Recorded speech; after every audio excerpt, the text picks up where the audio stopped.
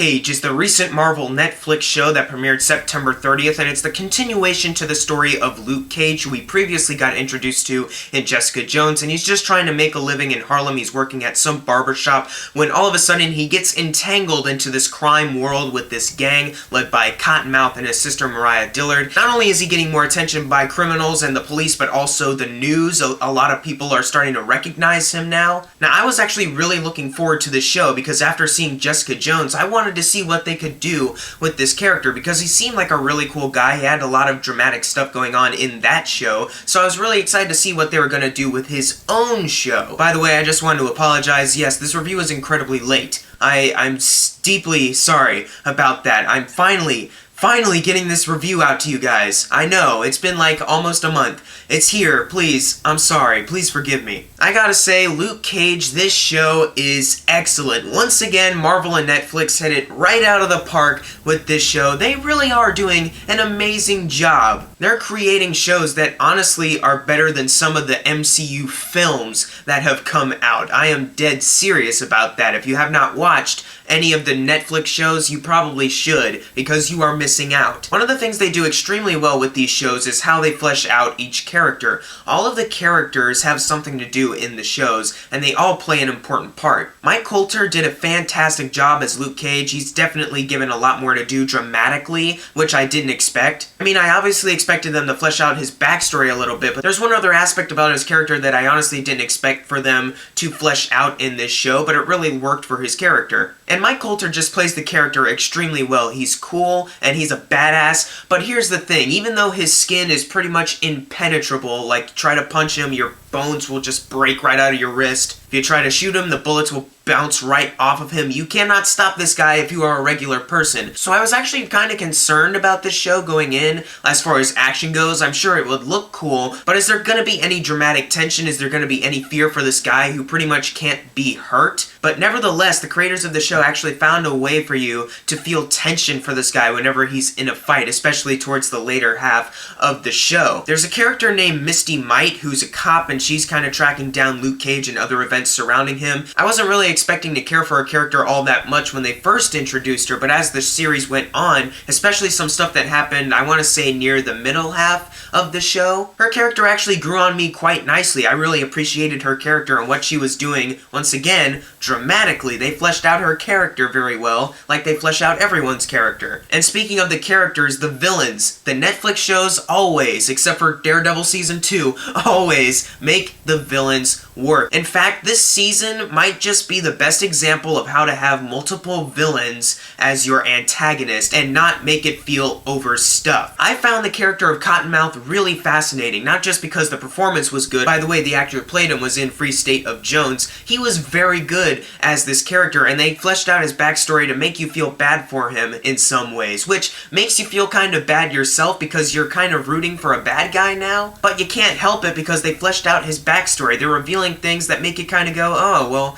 I can't really blame you all that much. But if I'm being honest, his sister, Mariah Dillard, I actually didn't know about her character going into the show, so when they introduced her, I was like, oh, if she's the sister character, okay. But they kind of do something with her later on that I was blown away by. Out of the many that are given to us, I think she actually might have been my favorite villain in this season because there's so much going on with her. Theo Rossi from When the Bow Breaks plays a character named Shades in this show, and he was actually really fantastic in this show. And I gotta say, much better, much better than When the Bow Breaks. Theo Rossi, please, just ignore When the Bow Breaks, forget that ever happened, and just remind yourself of how awesome you are by watching yourself on Luke Cage. And then do other amazing stuff where you act very well, because you're great. And there's also one other villain that they slipped in there, and that didn't even bother me all that much. To a fault. I will say, though, that my only problem with this show is that during the finale episode, said villain is given a really ridiculous outfit to wear.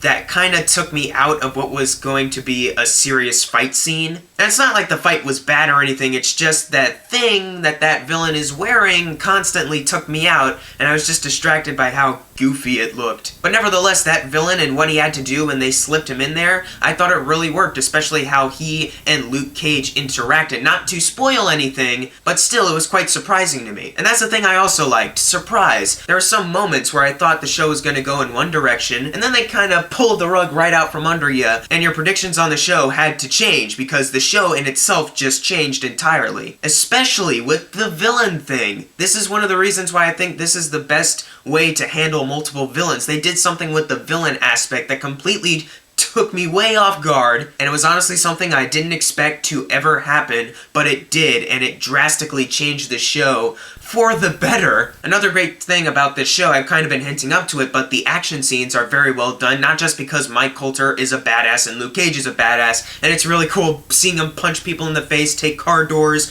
and shove them through buildings, and use it as a frickin' shield, even though he doesn't need it. Pretty much if you've seen the San Diego Comic-Con trailer for this show, you know exactly which scene I'm talking about, but that's just one example of some pretty amazing action scenes that happen. And one last thing, the music in this show is honestly superb. It's a great mixture of modern hip-hop music and jazz. The combination of the two honestly really work. And you know, I have an extreme bias towards jazz music. I love this stuff, and it was so beautiful to listen to that in the show. In every episode, I was so pleased to be able to listen to some really amazing jazz music. But then you have this other modern hip-hop stuff that actually also really worked, not just because of the show, but also because it was actually some pretty good music. I've said before that I'm not a big fan of hip-hop or modern pop stuff, country. Mainly I listen to jazz, pretty much only jazz, but I have said that some modern hip-hop stuff has been good before, and I think they did a lot of good with that music. Overall, Luke Cage is just another hit from Marvel and Netflix, showing that this marriage between the two